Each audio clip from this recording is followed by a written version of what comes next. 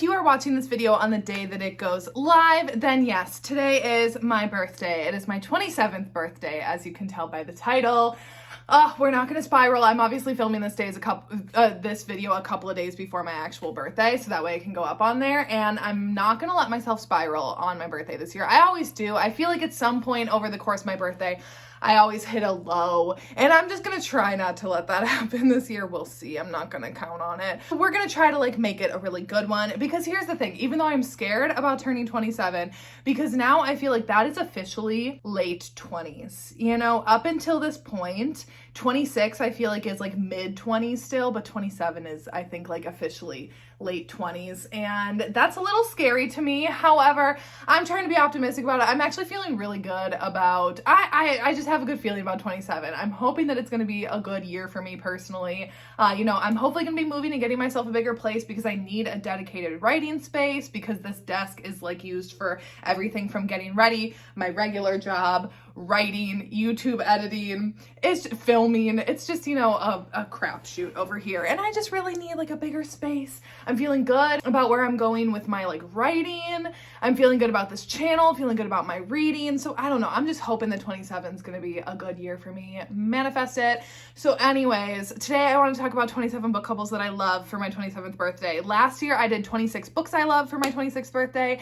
I would have had, obviously I have 27 other books that I love, but I didn't want to do the same thing. So let's go ahead and do book couples. Go ahead and get into it, because this could potentially be a long video. I'm obviously not going to be giving synopses of all these books, because this is not necessarily a recommendation video. I'm just going to kind of talk about why I love each of the couples and why I picked them out. These are also not going to be in any particular order. I literally just grabbed them all off of my shelves and brought them in here. So no particular order, but let's go ahead and jump in, shall we? First up off the stack is this big boy, Manacled. So Draco and Hermione are going to be on this list, because here's the thing, Harry Potter universe, I don't care about them in the slightest. I don't care about anything that has to do with Harry Potter. But if you say Hermione fanfiction, you have my full and undivided attention, okay? And I just love Draco and Hermione. I obviously only own a bound copy of Manacled, but also I would say Hermione in Secrets and Masks as well. Here's the thing that I love about these two is, at their core, I think they are very, very similar people. They have very similar traits with their intelligence, their determination, their drive,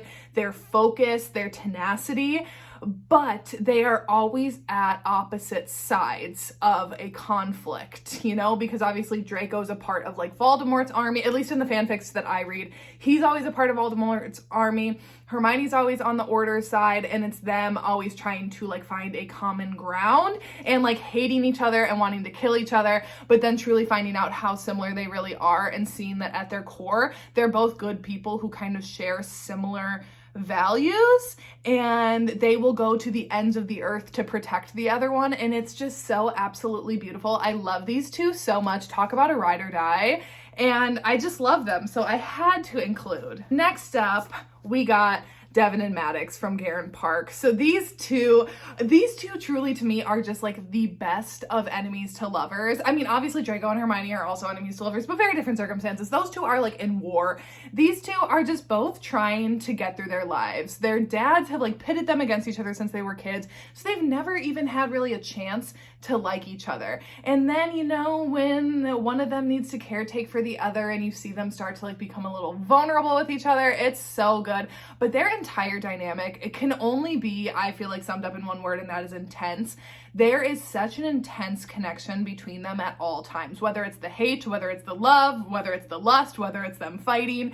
They are just constantly intense with each other, and it's so fun to read about, because that intensity keeps up throughout the entire portion of the book. It is literally so good. I love these two so much. And again, ride or die, you're gonna sense a theme here. These couples truly are just ones that the highest of highs and the lowest of lows, they are always going to ride for the other person, and that is just what I want. That is what I love in a couple so much, is just truly, no matter the circumstances, no matter the odds, whatever, they just are always going to have that other person's back. That's all I want. That's all I want in a couple. So anyways, you're gonna notice that theme a lot coming up here. You want to talk about ride or die again? We got, I was about to say Dom and Letty, not Dom and Letty, Nero and Camille from Savage Lover by Sophie Lark. This is the third book in the Brutal Birthright series.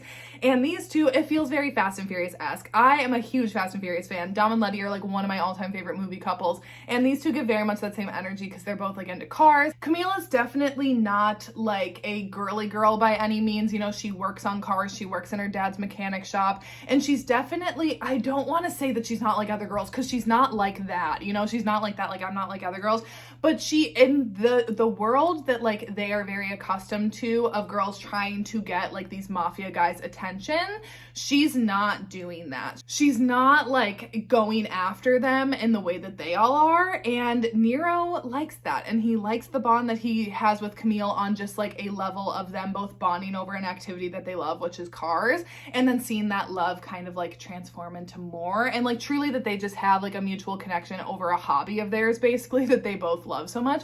I love that. I love that they have such a mutual shared love of something and then that manifests itself into a relationship between the two of them. I absolutely love this book. Also, Nero is just so hot. If you can't tell by the cover model, like he's just so hot to me. And I love him. I love him in his car and his jacket. Sickening. Next up, had to include him, Rhys and Feyre. Here's the thing that I love about both of them is the mutual healing that they give to the other person is just phenomenal. Like that's, I love seeing characters be there for the other one when they are at their lowest, especially like mentally too, and seeing them just truly walk on that journey with them back to being okay or even just like a little bit better. So in this book specifically, watching Rhys be there for Feyre as she is truly at her lowest point she's ever been at, and just showing her that he is always going to be there for her and support her and never let her down. It's beautiful, and he allows her time to heal and he doesn't rush her in any part of that, and he just truly is just there to be a support for her. I love it so much. And then also too, as you get further into it and then you see how she can like help reciprocate some of the love and healing that he needs from her, they're just god tier for me. I will never ever get over this couple. You guys were probably waiting for it. You were like, Penelope Douglas hasn't made its appearance yet? Well, here you go. Banks and Kai from Hideaway, the second book in the Devil's Night series. Let me tell you what I love so much about these two is how evenly matched they are in their power and their strength and their wit, and truly the tenacity that Banks has to try to keep Kai at bay, and that he just like pushes and pushes and pushes, but like not in like an aggressive, I don't know what kind of way, I don't really even know, because it's not like in a forceful way where he's just like let it go already. No, it truly is that it's like he knows that he can push her and that she can take it and that he won't push her farther than he knows that she can go until she'll break. But he wants to take her to that point to get her to truly see her own value and then also see the value that he can add to them together. And he just wants to protect her. He wants to like let her have her freedom, but also be his. And Banks is just very fearful of letting Kai see parts of her that she has had to keep hidden her entire life in order to protect herself. The slow burn of them is so good. I don't really even know how to describe it. I just love this couple. They're my favorite of the Devil's Night series, and I think my favorite Penelope Douglas couple ever. Next, you know what? I say these are not in any particular order, but I need to grab this book from the bottom of the stack because I can't make it much farther in the video without talking about this, because truly, honestly, they are number one. The rest of these couples, not in any particular order, but this couple right here, they are number one. And that shouldn't surprise you that it's Rhea and Kova, because truly they are, in my mind, the definition of soulmates. I have never read a couple that I feel so deeply invested in, not only in them as individuals, but them as a couple. Where do I even begin with these two, honestly? You know how I was talking with Nero and Camille about how they have such a shared love of something and that like manifests itself in their relationship? That is the base, I feel like, of Rhea and Kova's love, is their love for gymnastics. Because obviously she's a gymnast, he's her coach. And seeing them both love gymnastics so much and have such a deep respect for the sport. And Rhea wants gold. She wants to go to the Olympics and win gold. And Kova at first is like, you're not going to get there. But then when you see him realize and respect her drive and tenacity that she has and her resilience to like kind of show everyone that she can achieve exactly what she wants to achieve and kind of even prove him wrong. And when he gets on board and he's like, if we're going to do this, we're going to do this, and I'm going to get you where you need to be, and we're going to do this together, and we are in this together. We are a team. You inhale, I exhale. Like, it's these two. I will literally never read a couple I think that I love more than them. The way that they love each other and love the sport and have that mutual ground, but then also just love each other as people too, just like who they are at their core. I will truly, truly, truly never love another couple as much as I love them. Lucia Franco, I will forever owe you for just creating this series, because it is just, it's my baby. It truly is. They're just my babies. Next up, we got Remo and Serafina from Twisted Pride by Cora Riley, one of my favorite mafia couples of all time. Here's the thing, I just love Remo. He's absolutely insane. He is a true like psycho, and I love it. And he truly, you want to talk about people who are evenly matched in terms of like sparring. Serafina can give it right back. Yeah, Remo's crazy and he's gonna say some like out of pocket shit, but Serafina can throw it back. She's not like crazy like he is, but she is quick with her barbs and can match him word for word. And I truly enjoy that dynamic. And also he kidnaps her, obviously, so it's like strong enemies to lovers. And just seeing that, like, kind of him taking her for revenge and then it turning into so much more, and like them both seeing each other as people and not just as like captive. It's beautiful. I love the two of them. I'll never get sick of them. Next up, we got my favorite ice cold billionaire man, and that is Alex and Ava from Twisted Love. True epitome of grumpy sunshine. I love the two of them so much. Ava herself is just quite a ray of sunshine. She's just like a nice person.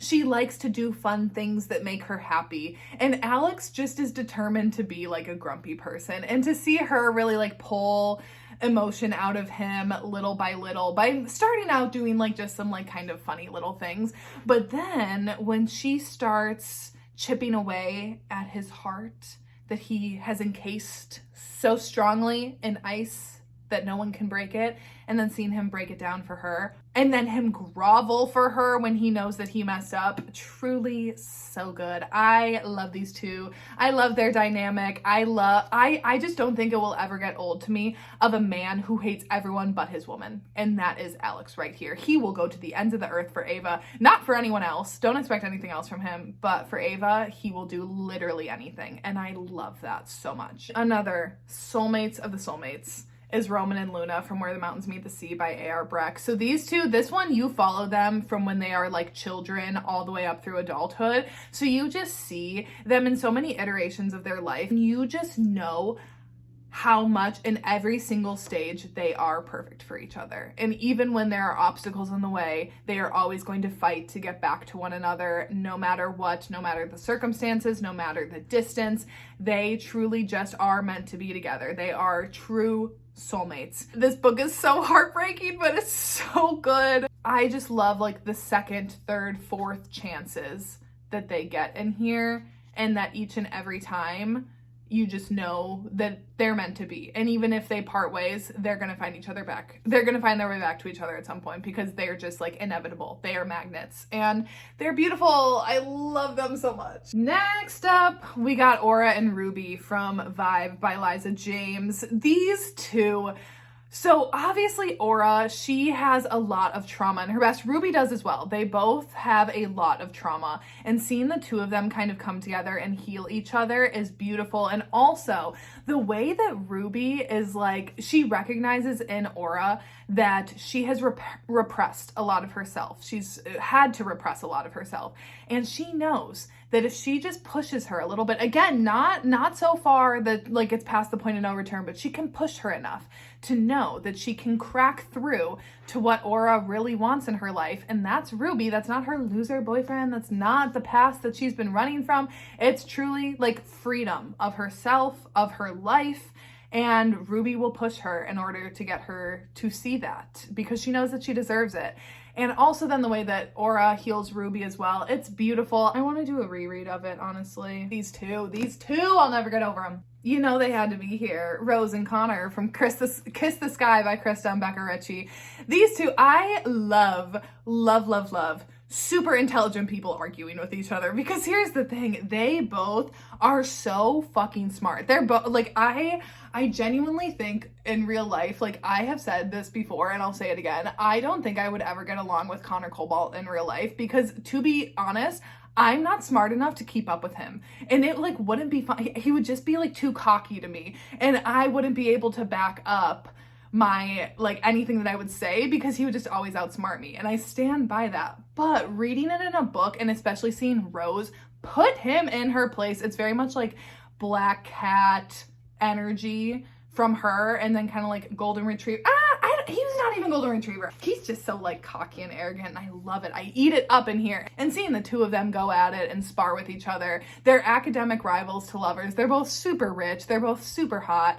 And I just love watching them interact with each other and hearing them have conversations. I could literally just read an entire book with no plot, but just the two of them talking day to day and eat it up. I would literally not complain about it at all. This is one of the only couples I feel like I could say that about, where I would just love to eavesdrop in on their regular conversations, because they're just fascinating to me, and their dynamic is just so good, because they can both dish it and they can both take it. I love a touch her and I'll kill you man. And that's Zaid. And Zaid and Addie from Haunting Adeline. I love the two of them. Once again, a guy who knows that the woman is stronger than what she thinks and what she knows, and is going to push her in order for her to see her own strength. And once again, we get that with the two of them. Haunting Adeline especially, I think I grew way more of an appreciation of them as a couple in the second book in this duet, because obviously this one is so much like slow burn, build up kind of psychological games between the two of them, because he's her stalker. But in book 2, after circumstances happen, you truly just see, first of all, the love that they both have for each other, and how Zaid will go to the ends of the earth in order to find her and keep her safe and do whatever he needs to do to protect her. But then you also see how Addie can stand on her own 2 feet. She is not a helpless lamb just like off in the clutches of wolves, just like waiting for him to sweep in and rescue her. Like, she can hold her own, and she knows that she's strong, and she knows that she's powerful. And when it's time for her to exact her revenge on people, Zaid not only is there to like help lead the charge with her, but he is also there to take a step back and recognize that some things she needs to do for herself, and he's more than willing to let her do that. He'll help facilitate it, obviously. He's going to help her out, but he will let her take what she needs to do in order to get her revenge. And I just love that he's like fully there, prepared to kill anyone he needs to, but also recognizes that Addie needs to do some of it for herself. And I just love their dynamic so much. I truly can't say enough good things about them. Okay, next. These two, Danner and Harley Rose from Good Gone Bad by Gianna Darling, the third book in the Fallen Men series. These two I just feel like are so underrated. So here's the thing. Danner, he's definitely very dominant, and Harley Rose has been in a very bad relationship, and when she finally gets out of that and she's looking for not only like protection, she can stand on her own 2 feet. She's the daughter of a motorcycle head person. Like, she can stand on her own 2 feet just fine. But she doesn't want to always have to like have one eye open and like always looking over her shoulder to see if someone's going to be there to try to like take her down. And seeing that Danner is there for her through all of that, and he just loves her and wants to protect her and wants to be there, and not to like control her in any way, shape, or form, but just truly to give her that release and that peace of mind that she needs, and how that translates into other elements of their relationship, because he is very dominant and she finds a lot of peace in being submissive to him in those times. I just love the two of them so much. Individually, they're not my favorite characters in the Fallen Men series, but together as a couple, as a duo, they truly like rival, I think, all of Gianna Darling's other couples to me. Next up, we got Mafi and Pharaoh from Damaged Like Us by Krista and Becca Ritchie. So this is the spin-off series. Actually, his parents are up. I haven't talked about them yet. But I love Mafi and Pharaoh so much. So this is a bodyguard romance. So Pharaoh is Mafi's bodyguard. And first of all, I love the teasing and the playful nature of their relationship, because Pharaoh is a few years older than Mafi, and he's known him since he was like a little like younger, not like a kid. Like, they're not like that big of an age gap. But he just likes teasing him a little bit because Mafia's always had a crush on Feyre, and now that he's, I think, like 21 or 22, Feyre gets transferred to being on his detail. And I love the playful dynamic that these two have with each other, and they're very flirty with each other. And Feyre, here is the thing. He's just cool. I truly don't have another word to describe him than just cool. You know, the way that he dresses, the way that he acts, the way that he like leans against things, his like casual, cool, calm demeanor that he has at all times. He's just cool, point blank, bottom line. And Mafi can't always play it so cool with him, and he gets very affected by Feyre, and it's just cute. It's cute to watch the two of them, and also obviously because Feyre is Mafi's bodyguard, he is ready to do whatever he needs to protect him. I love these two so much. They're so sweet and wholesome, and yeah, that's all I'll say about them. And then let's bring up the cousin, which is Jane and Thatcher, which I already talked about her parents. Rose and Connor are her parents, and again, it's another bodyguard romance. This is the 4th book in the Like Us series. And first of all, Thatcher is like this 6'7", 6'8", broody, big Italian bodyguard. And Jane is quirky and figuring herself out and passionate and a very strong woman, but she's not afraid to be vulnerable, and she's a little bit different than everyone else. And seeing how Thatcher just immediately is like mesmerized by her, but he's gonna deny it because he's a bodyguard and he can't cross those lines, and obviously Mafi and Feyre cross those lines, and like it's a big no-no, but they end up in like a fake dating situation. And seeing him truly just love Jane and seeing the vitriol that she gets from other people and how that just angers him, and how he just wants nothing more than to be able to like yell and rip all those people apart for ever saying a negative thing about her, and how she's like unruffled by it in the public eye, but then in private he sees how that does affect her and how he's just like so protective over her peace. The two of them are so freaking cute, and they very much are like opposites, but they work so well together. Obsessed. They might be my top book of the year. Next up, you know, we had to include Damon and Winter from Kill Switch by Penelope Douglas. Though I limited myself. I only picked 2 of Penelope Douglas's couples because y'all know that like they're just my favorite.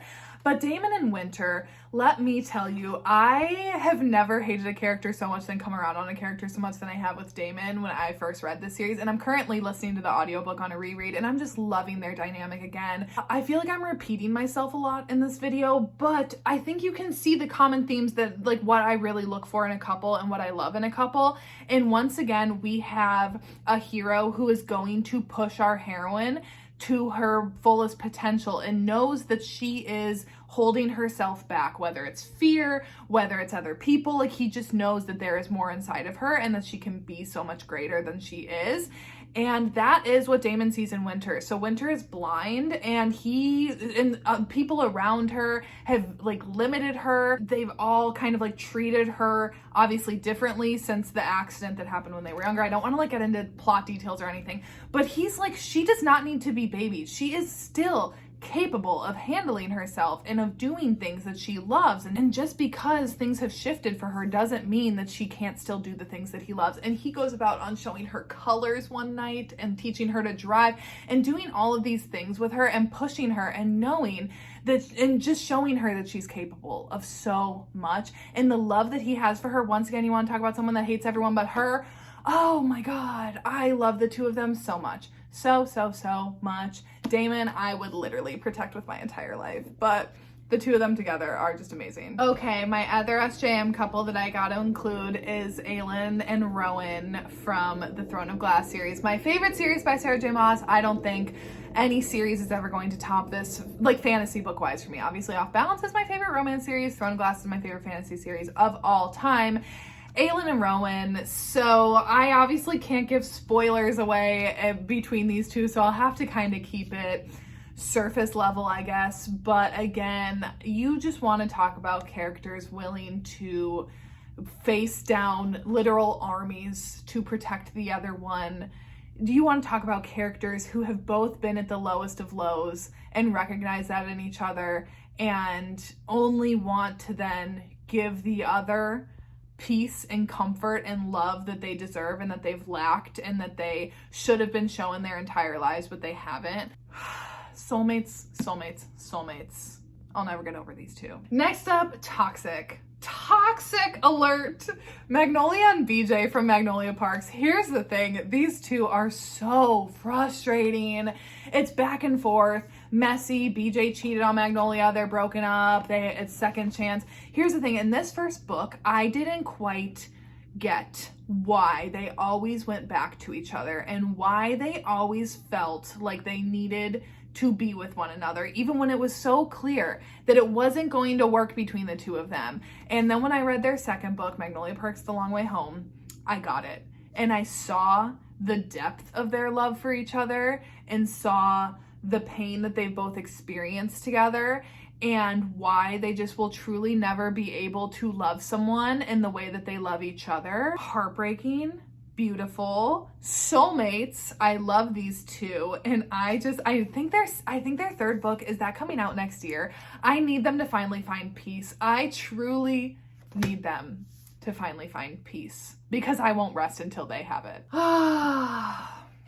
You guys, again, you were probably like, why haven't they been mentioned yet? They were just at the bottom of the stack. Like I said, no particular order, but if there was an order, these ones would be at the top of the list, and that's Danny and Lachlan from Sweet Dandelion. Once again, a heroine who has felt such devastation and pain and trauma in her life and is struggling so hard just to make it through the day, and seeing Lachlan recognize that and just want to be there for her and just want to show her that he is someone that she can trust, that he's someone that she can lean on, that he's someone who is going to be there to support her through the times when she's feeling the lowest and wanting to be there to celebrate the times when she's at her highest.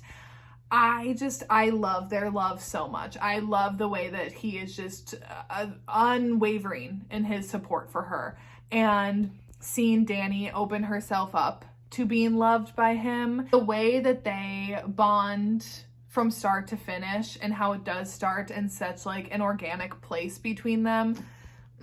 I love these two so much. Again, just like my babies. I love them. This is like my favorite standalone. I will always have such a deep love for the two of these characters. Okay, we're down to the last stack. Let's get to James and Gabrielle from Always Been You by QB Tyler. I have a lot of couples that I love from QB Tyler, but I did have to choose James and Gabrielle because here's the thing. Obviously, you might be looking at this book. This book is just a lot of heat, but here's the thing that I love and that I really loved that was expanded upon in this, because this originally started out as a novella and then QB expanded it to be a book. And I love the background that we got into Gabrielle's life and how James was not only supportive of her for looking for those answers for herself, but also then so supportive and there for her when she found these things out. And it was devastating for her, because if you don't know the premise of this book, they're adopted siblings, adopted, no blood relation whatsoever. And Gabrielle goes looking for some answers about her birth family, and the way that James is just there for her throughout that process is so good, and how they've just always had such like a deep connection between the two of them. And then obviously as they're grown-ups now, that shifts. I love the two of them. They're so good. I talk about that book enough, you know? Next up, we got Gianna and Mateo in Bound by Hatred by Cora Riley. So once again, we have a dude that is unhinged as fuck, and that is Mateo. I think him and Remo are kind of like two sides of the same coin, just in her two different mafia worlds. And I love seeing the two of them interact, just like even small bits in some of the Kimura Chronicles.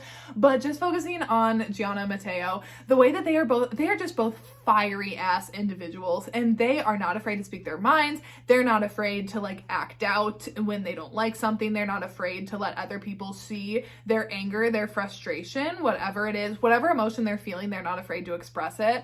And especially when it's with each other, and how much they just truly hate each other, and then seeing that hate turn into love. Again, that's another common theme that I love in couples, because I do feel like there is such a fine line between hate and love, and seeing these couples then like cross over into that.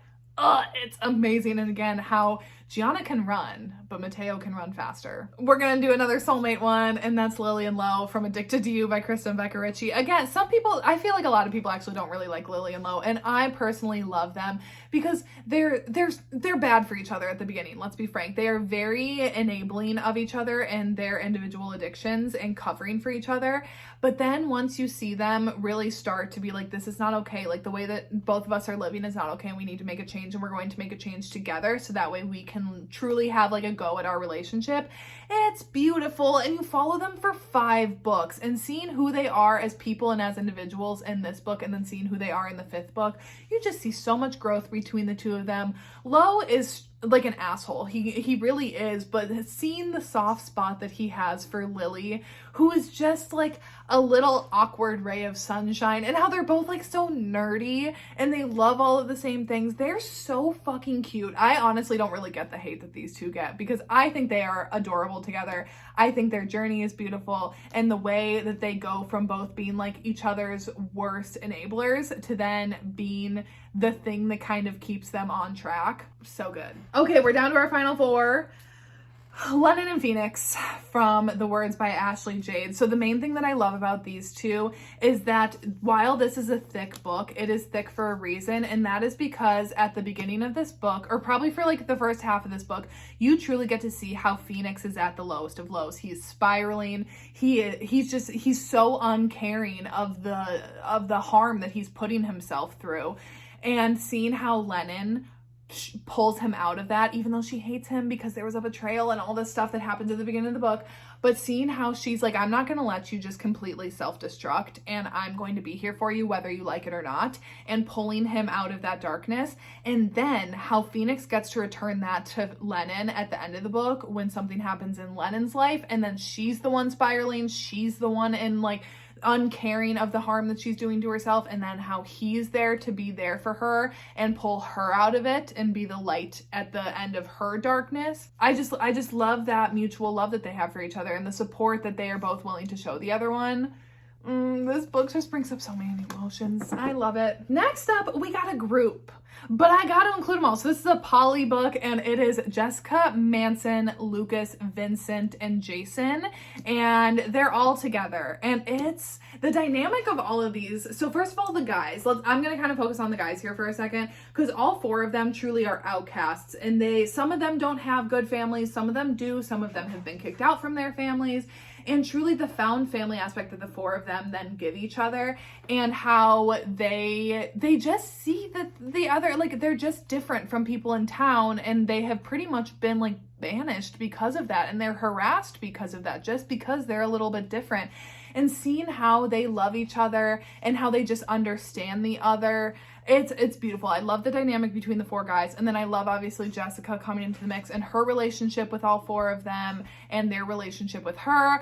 I think so. This is a duet. There's 2 books. They're obviously both they're thick books, but I think when you have 5 characters to develop the connections between, you need a lot of time. And I felt like by the end of part 2 of the duet that Harley LaRue had done such an amazing job of truly showing me that each of these characters love each other equally. And I feel like that's really, really hard to accomplish, and she did it. And I understood the love that each character had for each of the other characters. And it felt organic, and it felt true, and it felt natural. And the 5 of them just truly, like, I can't picture them ever being apart, because they truly are just such a cohesive group that just love each other. It's beautiful. I love them. Okay, last 2.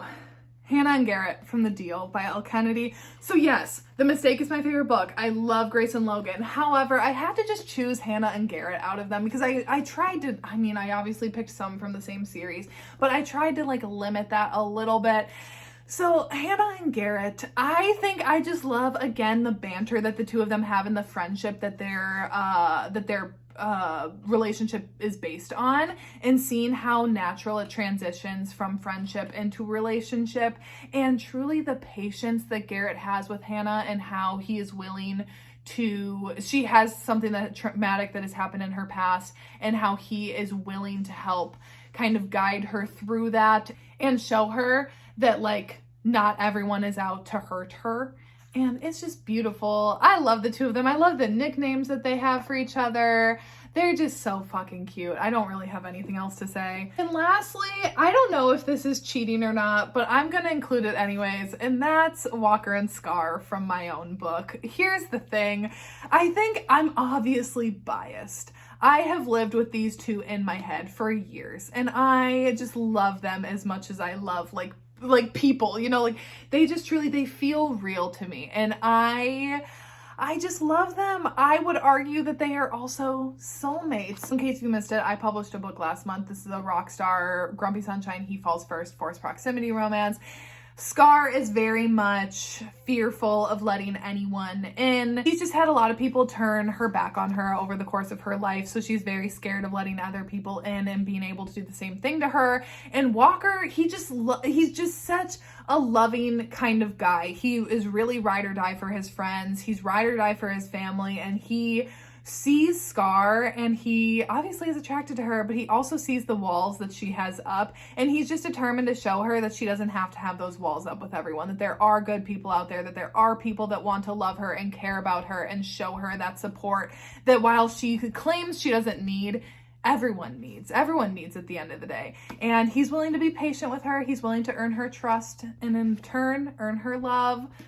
I love the two of them, and I just had to tag them in for number 27. I had to include them. So anyways, that is 27 book couples that I love for my 27th birthday. So anyways, if you stuck with me to the end here, this was a long video. I can tell by the amount of times I had to stop my clips from running. So anyways, that is it for today's video. Obviously no video up tomorrow on Friday because this one I just switched to being a day early, but I will be back with another video next Tuesday like normal. So anyways, that is it for today's video, and I will see you when I see ya.